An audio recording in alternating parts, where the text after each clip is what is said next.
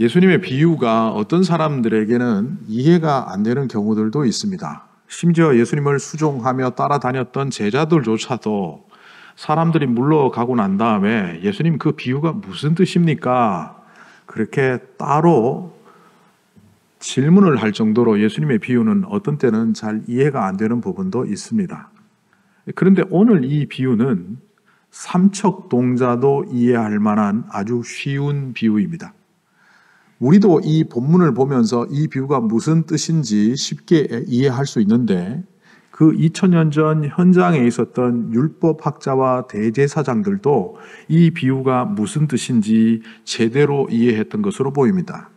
말씀 말미에 보면 자기네들을 겨냥하여 예수님께서 이 비유를 말씀하셨다. 이렇게 부정적인 태도를 보이긴 했지만 이것은 비유를 제대로 알아들었기 때문에 이렇게 반응한 것으로 보입니다.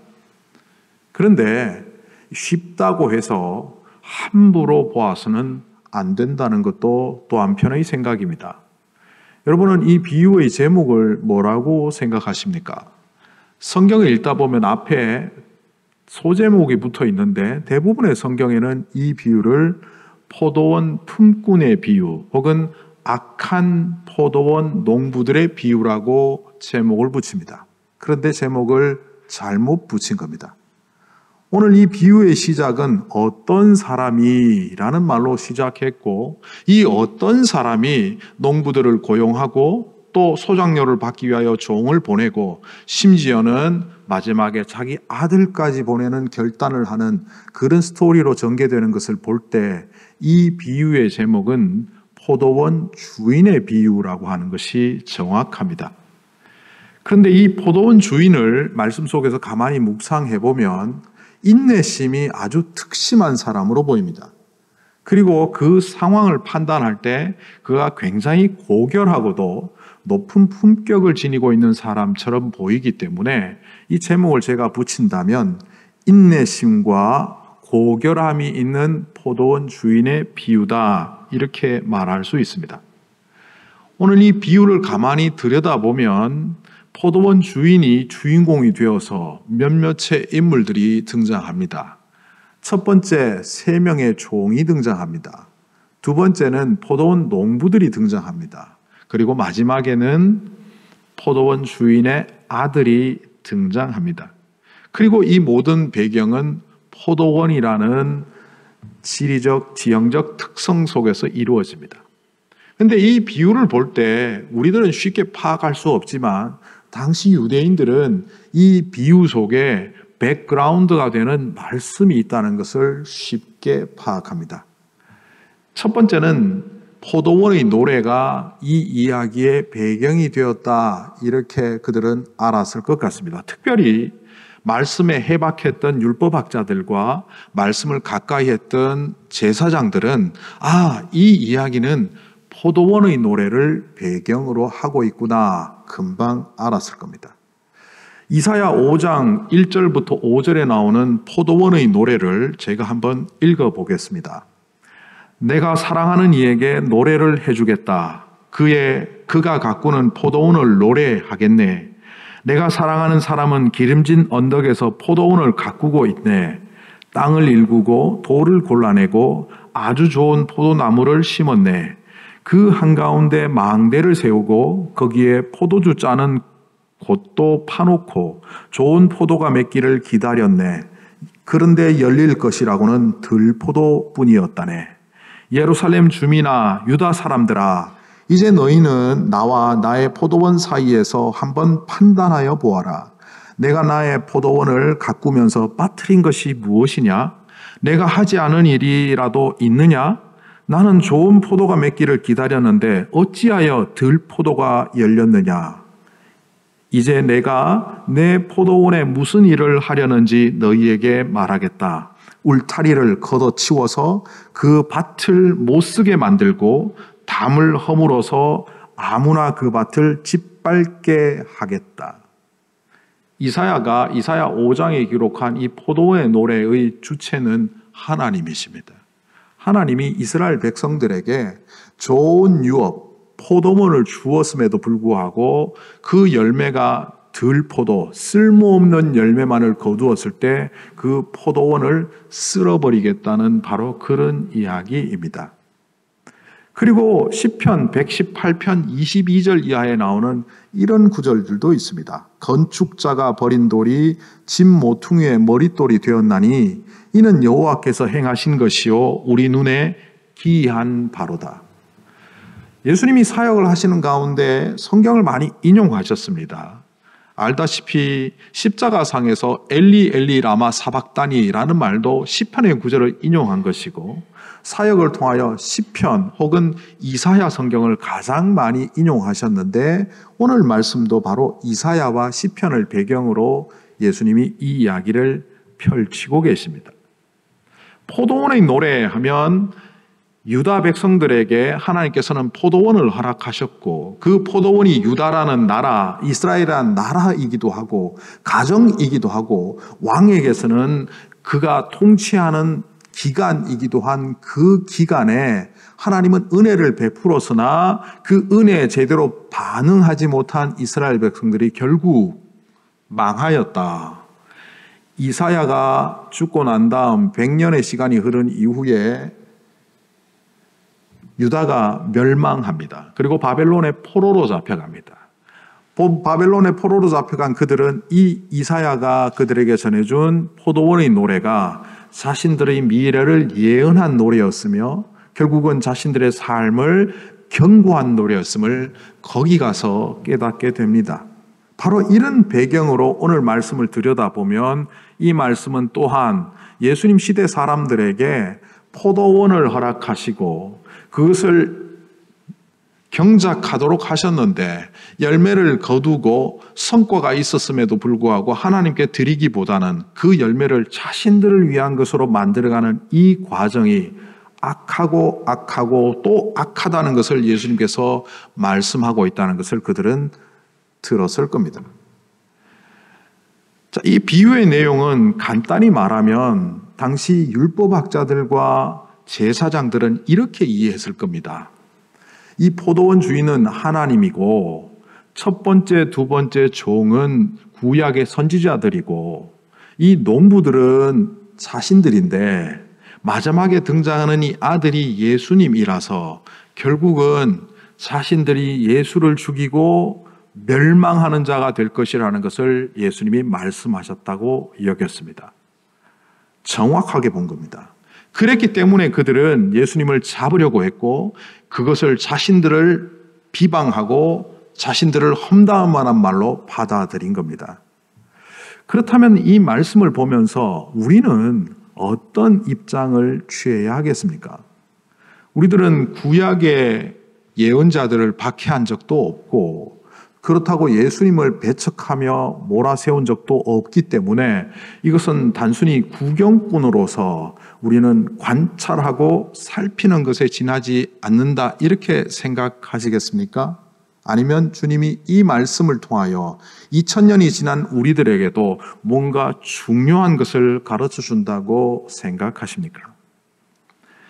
우리의 입장에서 오늘 말씀을 되돌아보면 오늘 말씀에는 두 가지 큰 관점과 작은 하나가 있다는 것을 보게 됩니다.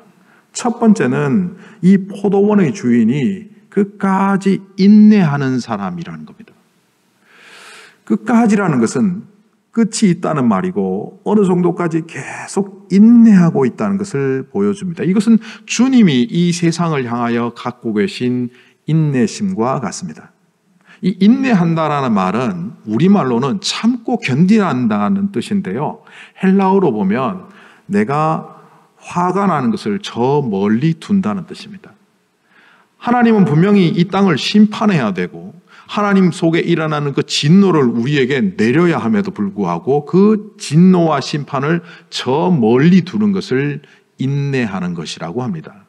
주님의 시간이 되기까지 기다리는 거죠. 그런데 이 인내는 결국 우리에게는 은혜가 됩니다. 범죄하였음에도 불구하고 죽어 마땅한 자들임에도 불구하고 하나님은 우리에게 기회를 주시고 시간을 주시고 기다려 주신다면 이것이 바로 우리에게 은혜를 내려주시는 겁니다. 그리고 또 중요한 하나는 이 인내는 끝이 나 마지막 때가 올 것이며 그 마지막 때는 이른바 심판, 계산하는 날이 온다는 겁니다. 그런데 우리가 주목해야 될 것은 하나님의 은혜 그리고 마지막에 가서 심판이 이르는 이 큰 역사 속에서 우리가 어떤 태도를 취해야 하는 겁니다. 어떤 태도를 취할까? 여기에 대하여 고린도전서 4장 1절 2절에서는 우리에게 이렇게 가르쳐 줍니다. 사람은 이와 같이 우리를 그리스도의 일꾼이요 하나님의 비밀을 맡은 관리인으로 보아야 합니다. 그러니까 우리를 이 땅에 하나님께서 무언가 일을 맡기시기 위하여 세운 일꾼이요 하나님의 비밀을 이 땅에서 성취하도록 맡기신 관리인이라고 말합니다. 그러면 2절에 고린도전서 4장 2절에 이렇게 말합니다. 이런 경우에 우리가 일꾼이고 관리인이라고 느낀다면 이 관리인에게 요구되는 것은 신실성입니다. 이 신실성이란 말은 다르게 말하면 믿음이라고 번역할 수 있습니다. 지난주에도 이미 말씀드렸지만 우리는 믿음을 단면으로 생각합니다. 당신이 예수를 믿습니까? 네, 믿습니다. 이런 믿음이 있다라고 생각하는데 이 믿음은 명사가 아니라 동사입니다. 다르게 말하면 믿음은 완료 시제가 아니라 진행 시제입니다. 우리의 삶의 결과물로 이 믿음은 보여지게 되고 마지막 때 우리의 인생을 마감한 이후 혹은 예수님께서 이 땅에 오셔서 이 세상이 끝날 즈음에 우리를 평가할 때 과연 믿음이 있느냐 없느냐 그제야 말할 수 있다는 겁니다. 그런데도 불구하고 우리는 착각해서 주님의 은혜와 심판의 이 큰 틀 속에서 우리는 믿음이 있다 생각하며 살아가지만 아직 우리의 믿음은 완성되지 않은 겁니다. 그렇기 때문에 사도 바울은 너희가 두렵고 떨림으로 너희의 믿음을 이루라라고 말하는 겁니다. 결국 오늘 이 비유를 통하여 하나님은 은혜의 하나님, 사랑의 하나님과 동시에 공의의 하나님, 심판의 하나님이요. 이 복음의 양면성 속에서 우리가 올바른 태도와 자세를 취할 것은 명사로서가 아니라 동사로서, 완료 시제로서가 아니라 진행 시제로서의 믿음의 사람이 되어야 한다는 겁니다. 앞에서 말한 충성으로 번역되었던 신실성, 이 단어는 헬라어로 피스티스입니다. 피스티스를 우리가 가장 많이 번역하는 단어는 믿음입니다. 이처럼 믿음은 우리의 삶의 결과물로 하나님께 드려지는 것이기 때문에 마지막 때 우리의 믿음은 반드시 평가받는다는 겁니다. 오늘 비유 속에 특징적인 구절들이 몇 개 나오는데 이 포도원 주인이 농부들에게 세를 주었다라고 말합니다. 이 세를 주었다 이 말을 보면서 저는 이 영어 단어의 present라는 말이 떠올랐습니다. 이 present라는 말은 현재라는 말임과 동시에 선물이라는 뜻을 갖고 있죠. 우리가 살아가는 이 하루하루는 현재는 시제적으로 현재이지만 하나님과 우리와의 관계 속에서는 선물로 주어진 것입니다. 그러니까 이것이 포도원을 만들고 틀을 만들고 울타리를 세우고 망대를 세우신 하나님께서 그것을 우리에게 관리하도록 임대해 주셨다는 의미에서 우리의 인생은 우리의 것이 아니라는 겁니다. 그런데 많은 사람들은 자신의 인생과 시간을 자신의 것으로, 자신을 위한 것으로만 사용하고 있습니다. 조금 속되게 표현하면 투자가이신 하나님께서 우리에게 투자를 하셨습니다. 그리고 그 투자의 결과를 반드시 물으시는 때가 오는데 이 농부들은 세로 받았음에도 세를 농부들에게 주었음에도 불구하고 그것이 자신들의 것이라고 착각합니다. 그래서 그들은 우리가 우리의 것으로 만들자라는 말을 합니다. 이 포도원 주인이 아들을 보냈을 때 이들은 그 순간에 아주 막강한 착각을 하게 되는데 이 착각은 바로 포도원을 우리 것으로 만들기 위하여 아들을 죽인다는 거였습니다. 자신들의 것이 아님에도 불구하고 자신들의 것인 양 우기는 사람들, 이것을 죄라고 말합니다. 미시나 율법에 보면요, 미시나라는 책이 있습니다. AD 200년경에 그들이 갖고 있는 구전 율법을 책으로 엮었는데, 그 예수님 당시에도 구전으로 흘러오던 그 율법을 미슈나라는 책에 엮었는데, 그 책에 보면 이런 말들이 나옵니다. 점유자의 권리, 집이나 밭이나 저수지나 도랑이나 올리브 앞찾기나 수입을 올리는 모든 것들을 3년 동안 소유하고 점유한 결과 소출을 내고 있다면 그 사람의 것이라고 권리를 주장할 수 있다. 그러니까 3년 동안 포도원을 차지하고 주인에게 돌려주지 않으면 그 포도원이 자신의 것이 될 수 있다라고 하는 것이 구전율법에도 나와 있기 때문에 아마 농부들은 그것에 의지했는지 모릅니다. 한국에 이런 일이 과거에 있었습니다. 어떤 사람이 굉장히 불우한 중학생 하나를 데려와서 하숙방도 구해주고 학비도 대주고 고등학교도 진학시키고 대학교도 보내고, 그래서 어엿한 사회인으로 만들어 주었습니다. 그 아이가 불쌍해서 재정적으로 모든 인적 자원을 동원해서 아이가 훌륭한 사회인으로 자리 잡을 수 있도록 도와주었고, 그는 늦게 결혼을 하고 아들을 하나 얻었는데 엄마는 병으로 죽게 되고, 이 사람도 불행하게 일찍 죽게 됩니다. 아들이 한 5살 정도 될 때 죽게 되면서 자기가 어엿한 사회인으로 도와준 그 사람에게 이 아들을 맡기면서 당신이 후견인이 되어달라, 우리 아이가 성년이 될 때까지 재산 관리를 하고 이 아이의 양육 지정자가 되어달라 하고 유언하고 떠났는데, 이 사람이 계략과 음모를 꾸면서 이 아이의 재산을 모두 차지해버리고 이 진짜 아들을 고아원에 보낸 사건이었습니다. 어떤 사람이 제보를 해서 결국 정부에서 조사를 하게 되었고, 이 재산이 잘못 갔다는 걸 알고 이 사람은 감옥에 가두어지고 그 아들에게 재산이 환원되면서 이것이 신문에 보도된 적이 있습니다. 성경에서 보았던 일들이 세상 속에서도 일어나더라고요. 그렇다면 예수님 시대에 예수님이 이런 말씀을 하셨을 때 사람들은 맞아 저런 일들이 있지 했을까요? 예수님 시대에도 땅 때문에 많은 다툼이 있었습니다. 특히 종들의 반란이라는 사건들이 곳곳에 있었습니다. 주인이 멀리 떠나가서 사고로 죽게 되면 그 땅을 차지하고 있던 종들이 관리자로 있다가 나중에 소유권을 주장하고 이런 일들이 자주 있었다고 합니다. 그러는 것과 관련된 탈무드의 이야기도 있죠.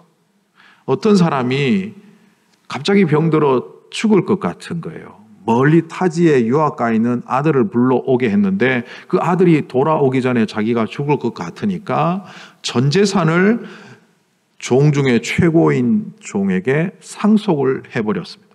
그리고 돌아온 아들에게는 그 중에 한 개만 가지라고 유언하고 떠났죠. 아들이 돌아와 보니까 아버지가 자신을 사랑한다고 해놓고 모든 재산은 종에게 상속하고 자기는 겨우 그 중에 한 개만 가지라고 한 것을 실망하며 우울해하는 그때 한 랍비가 그 아들에게 말해줍니다. 너희 아버지는 죽을 때까지 너에게 재산을 바르게 상속하려고 애쓰다 죽은 분이다. 종의 재산은 주인의 재산이 아니냐. 하나만 가져라. 결국 이 아들은 지혜를 얻었고 그 종을 소유함으로 모든 재산을 가지게 되었다는 탈무드 이야기가 있습니다. 바로 이 이야기의 배경도 당시에 종들이 반란을 일으켜서 재산을 가져가 버리는 일들이 빈번했던 배경들이 있습니다. 이 종들이 혹은 농부들이 왜 이런 판단을 합니까? 분명히 그들은 세를 얻어서 포도원을 소작하고 있는데도 불구하고 왜 그것을 우리들의 것으로 만들자라고 착각합니까? 왜 사람들은 자신의 것이 아닌데도 불구하고 자신의 것으로 착각하며 살아갑니까? 아담과 하와의 범죄 현장에 보면 우리는 단순히 선악과를 따먹었다 이렇게 이해하지만 사실은 그것이 소유권 분쟁입니다. 하나님께서 에덴 동산과 모든 것들을 아담에게 임대해 주셨습니다. 제가 조금 해석을 곁들여서 말하겠습니다.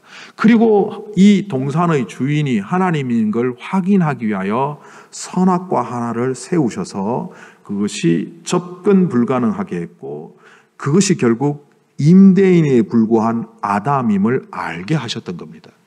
그런데 아담은 어느 순간 그것을 관리하다 자신의 것인 양 착각했고 하와와 아담은 선악과를 따먹었다라고 되어 있지만 정확히 말하면 하나님 없이도 살 수 있는 방법을 찾았고 그 방법이 바로 선악과를 따먹는 일이었습니다.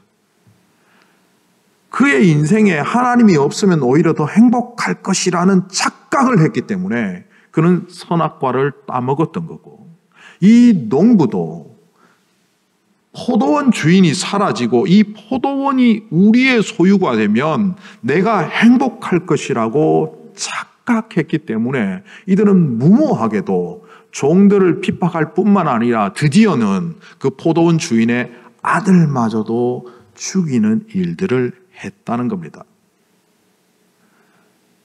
이게 이 농부들의 이야기가 아니지 않습니까?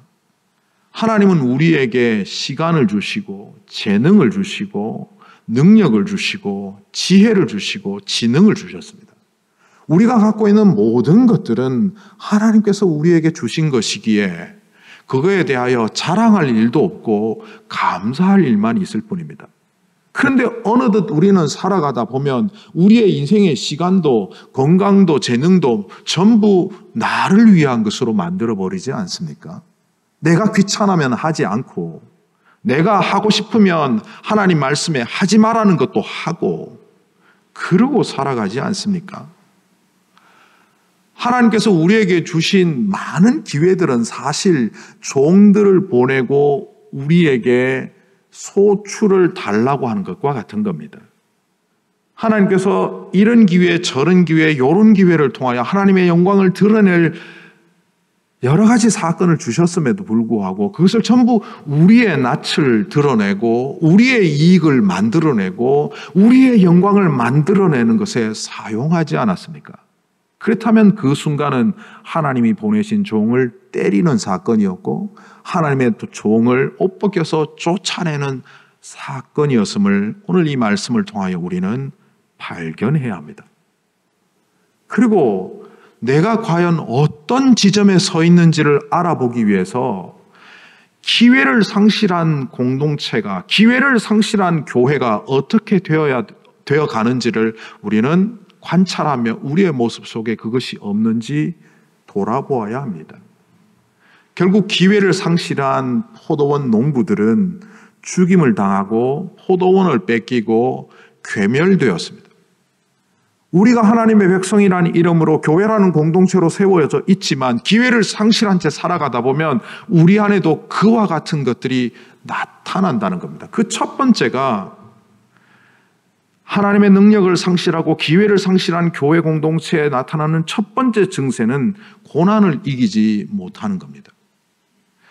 이민자로서 교회를 많은 사람들이 세우는데 이민교회의 특징 중에 하나가 싸움과 다툼과 분쟁이라고 표현하는 것들을 흔히 보셨을 겁니다. 그 분쟁이 왜 일어납니까? 왜 다툼이 일어납니까? 거기에는 바로 어려움을 이겨내지 못하는 연약함 때문입니다.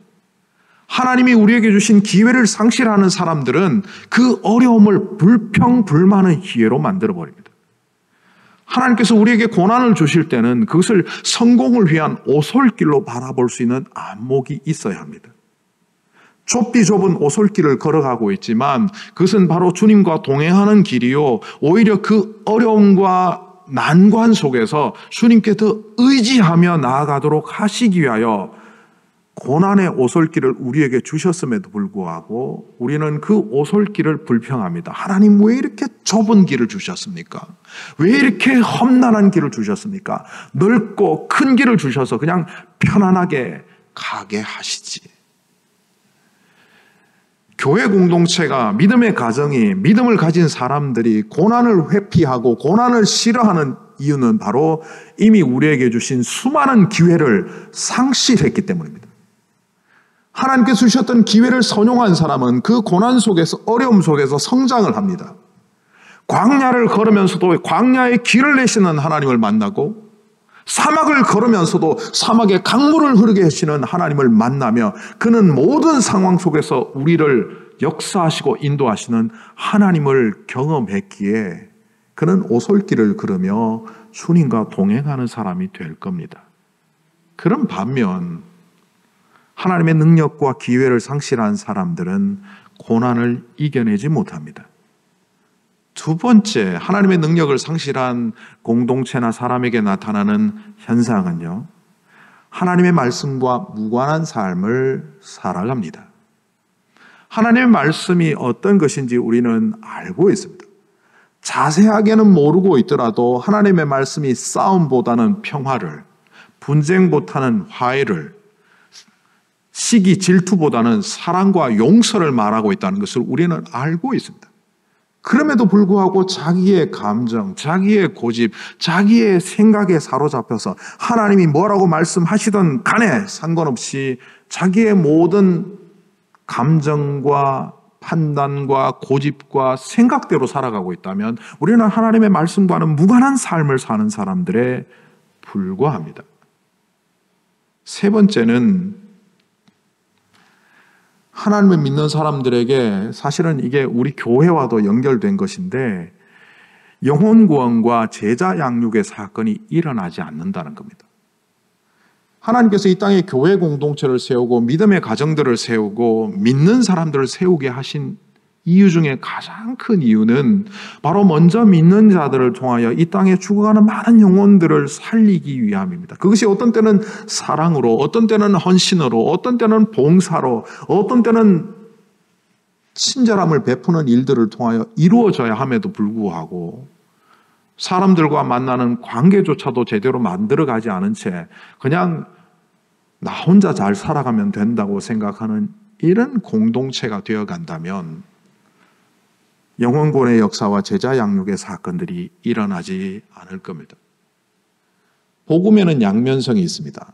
하나님이 우리를 용서하시고 구원해 가시는 그 사랑의 측면과 동시에 공의의 하나님으로서 우리의 삶의 결과물로 평가하며 판단하시며 결국 심판하시는 공의의 심판주로서의 모습도 복음의 한 측면이 여전히 있습니다. 많은 사람들이 복음을 이해한다고 하면서도 자기에게 유리한 것만을 취하고 정말 책임지고 이루어가야 할 일들을 하지 않고 있다면 이 복음의 양면성은 결국 우리를 옥죄어오는 책임을 물어 우리를 평가하시는 자리에 서게 하는 그런 것들이 될 겁니다. 제가 종종 하는 표현입니다. 믿음대로 살지 않으면 사는 대로 믿게 됩니다. 하나님의 말씀에 입각하여 믿음대로 살아가는 것이 쉽지 않지만 그대로 살아가는 사람들은 점점 성숙해서 주님께서 우리에게 주신 이 한 시간도, 주님께서 우리에게 주신 기회들도 눈여겨보며 놓치지 않는 사람이 됩니다. 반면 믿음대로 살지 않으면 사는 대로 믿습니다. 목사님, 어떻게 우리가 성경대로 삽니까? 라는 말을 부끄러운 줄 모르고 하게 됩니다. 그거는 목사님이나 선교사님이나 하는 일이지 우리 같은 병신도가 어떻게 합니까? 성경은 목회자용도 아니고 선교사용도 아닙니다. 성경은 모든 성도를 위한 하나님의 말씀입니다. 우리는 믿음대로 살지 않으면 중간지대가 있다고 착각하는데 하나님 편에 설지 않으면 그건 전부 사탄의 도구로 살아가는 것임에도 불구하고 우리는 마치 중립지대에 선하게 살지는 않지만 악하게도 안 사니까 나는 어느 정도는 된다라고 착각하지만 영적인 세계 속에서 중간지대는 없습니다. 하나님 뜻대로 살거나 아니면 자신의 마음대로 살거나 둘 중 하나일 뿐입니다. 그러기에 여러분은 사는 대로 믿는 사람이 아니라 믿는 대로 사는 사람이 되어야 합니다. 오늘 말씀에 누가복음 20장 13절을 성경에 이렇게 해놓았죠. 내 사랑하는 아들을 보내야 되겠다. 설마 그들이 내 아들이야 존중하겠지. 이것을 직역해보면 이런 의미입니다. 내 사랑하는 아들을 보내야 되겠다. 내 아들이 있으면 그들이 수치심을 느낄 수 있겠지. 존중이라고 의역하긴 했지만 이 본래 뜻은 수치심입니다. 우리가 주님의 뜻대로 살지 못한 것, 하나님이 우리에게 주셨던 첫 번째, 두 번째, 세 번째 종들을 통하여 주신 그 기회를 상실하며 살았던 이 모습이 말씀 앞에서 부끄러워야 하고 주님의 역사하심 속에서 죄송스러워야 함에도 불구하고 그 부끄러움을 느끼지 못한 채, 수치를 느끼지 못한 채 자기 합리화하며 살아가는 순간 어느새 우리는 이 시대에도 예수를 십자가에 못 박는 자가 되고 만다는 것을 오늘 이 말씀을 통하여 깨닫게 됩니다. 1세기 신약교회 성도들은 사회적인 기반도 든든하지 않았고 그들이 믿음 생활을 해나가는 것이 결코 쉽지 않았습니다. 그래서 로마의 많은 핍박 속에 목숨을 잃는 사람들도 있었는데 그 연약한 자들을 통하여 1세기에 복음은 전달되기 시작했습니다. 이런 그들을 바라보며 총독의 지위까지 올랐던 한 정치인인 플리니란 사람이 그의 글에 신약교회 성도들의 모습을 이렇게 기록하고 있습니다. 기독교인들은 진실을 사랑했고 새벽에 모여 신을 찬양하듯 예수를 찬양했다. 그들은 죄를 짓지 않겠다고 서약을 했으며 실제로 그렇게 살았다. 나는 그들을 이해하기 힘들었다. 그러나 이런 그들에게 나는 억지로 황제나 가짜신을 섬기게 할 수 없었다. 로마의 총독이고 높은 지위에 있는 정치인임에도 불구하고 심정적으로 그는 그리스도인에게 압도되었다는 것을 보여주는 글입니다. 신약교회 성도들은 말씀대로 믿고 말씀대로 살았습니다. 그들의 삶의 안위와 자신의 개인적인 행복보다는 주님의 나라를 이 땅에 이루기 위하여 살아가는 그 모습을 사람들에게 보여주었습니다. 바로 그런 모습을 통하여 플리니는 이런 간증을 기록했습니다. 한울림 교회라는 아름다운 포도원을 하나님께서 우리에게 주셨습니다. 울타리도 만드시고 망대도 세우시고 포도 짜는 틀도 만드시고 좋은 포도나무를 심어서 너무나 좋은 포도밭을 우리에게 맡기셨습니다. 그런데 비어있는 자리를 보며 한 영혼의 소중함도 간직하지 못한 채 우리가 여전히 인양저냥 살아가고 있다면 주님은 우리를 어떻게 바라보시겠습니까? 하나님께서 우리에게 아름다운 가정을 포도원처럼 자녀들과 함께 살도록 주셨습니다. 그럼에도 불구하고 세속적인 가치로, 세속적인 기준으로 우리 가정을 난도질하며 관계를 파괴하며 살아가고 있다면 그 자녀들은 주님께 나올 수 있겠습니까? 또한 그 부부는 선도와 영적 영향력을 갖고 살아가는 부모와 부부가 될 수 있겠습니까?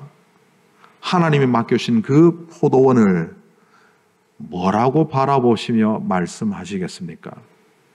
그런데 우리는 아직 끝장면에 가지 않은 사람들입니다. 한 번의 종을 쫓아낸 적이 있을지 모르지만, 두 번의 종을 쫓아낸 적이 있을지 모르지만, 아니 세 번의 종을 다 쫓아낸 적이 있을지 모르지만, 바로 이런 우리를 향하여 주님은 또 한 번 말씀하십니다. 내가 어떻게 할까? 아들을 보냄으로 마지막 기회를 줄까? 그러면 이들은 포도원을 잘 가꾸고 나에게 그것을 돌려줄까? 나이가 어떠하든 오늘 이 예배에 있는 모든 분들은 건강이 어떠하든 소유가 어떠하든 아직 마지막이 되지 않은 기회의 사람들입니다. 저와 여러분들에게 맡겨주신 그 포도원을 주님께서 어떻게 평가하실지를 다시 한번 긴장하며 두렵고 떨림으로 우리의 구원을 완성해가는 아름다운 성도들이 되시기를 간절히 소망합니다. 거룩하신 하나님 아버지, 오늘 주님의 음성을 들으며 말씀 앞에 응답하는 사람들이 되게 하셔서 이 포도원을 통하여 악행을 저질렀던 그 사람들처럼, 혹은 율법학자들과 제사장들처럼 잘못된 길을 가는 자들이 아니라 돌이켜 또 돌이켜 이제 주어지는 기회를 다시는 망각하지 않겠다고 주님의 뜻대로 살아가겠다고 결심하는 우리들이 될 수 있도록 성령님께서 역사하여 주시옵소서. 예수님의 이름으로 기도하옵나이다.